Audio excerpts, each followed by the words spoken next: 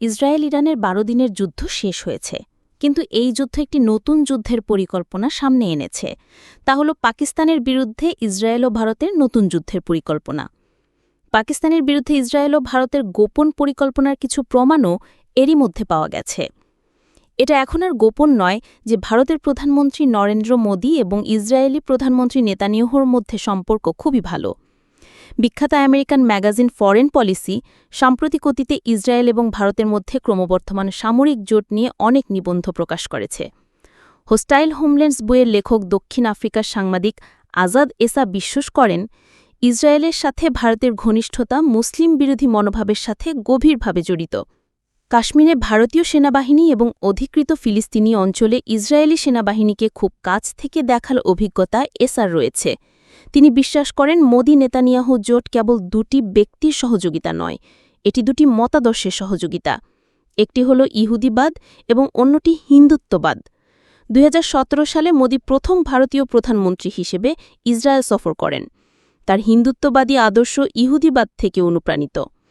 অনেক হিন্দু জাতীয়তাবাদী কাশ্মীর সংঘাত ইসরায়েলের মতো সমাধানের জন্য প্রকাশ্যে আহ্বান জানিয়েছেন। এর মধ্যে রয়েছে মুসলিম সংখ্যাগরিষ্ঠ কাশ্মীরে হিন্দু জনসংখ্যার পক্ষে জনসংখ্যাগত পরিবর্তনের পক্ষে কথা বলা।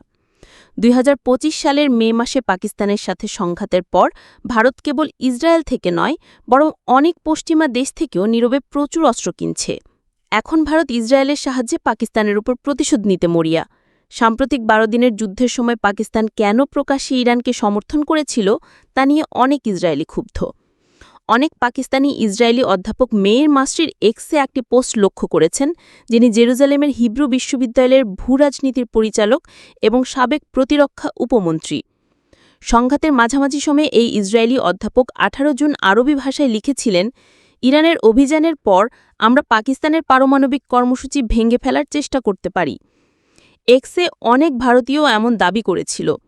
এই মতামতগুলো কেবল সোশ্যাল মিডিয়াতেই সীমাবদ্ধ ছিল না।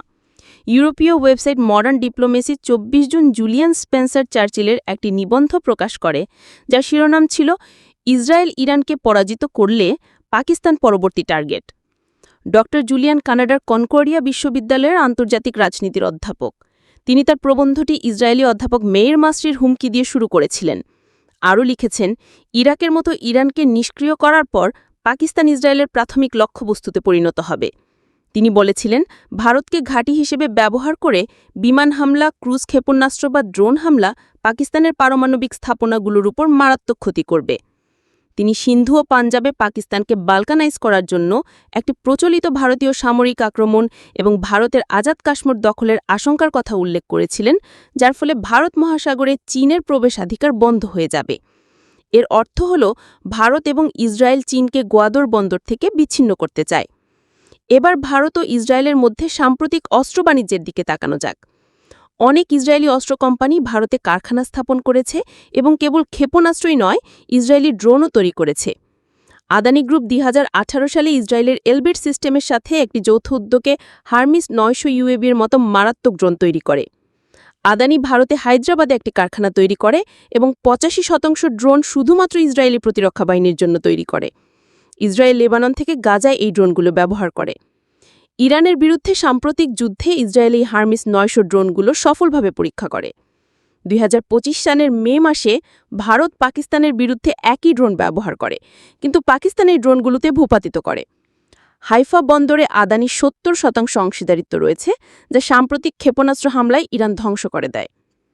ভারত এবং ইসরায়েল পাকিস্তানের বিরুদ্ধে বড় বড় পরিকল্পনা করতে পারে, কিন্তু তাদের বুঝতে হবে যে পাকিস্তান, লেবানন, গাজা, এমনকি ইরানও নয়। নয়াদিল্লি এবং তেল আবিবের মধ্যেই প্রেমের সম্পর্ক নরেন্দ্র মোদীর জন্য আরও একটি অপমানের কারণ হতে পারে।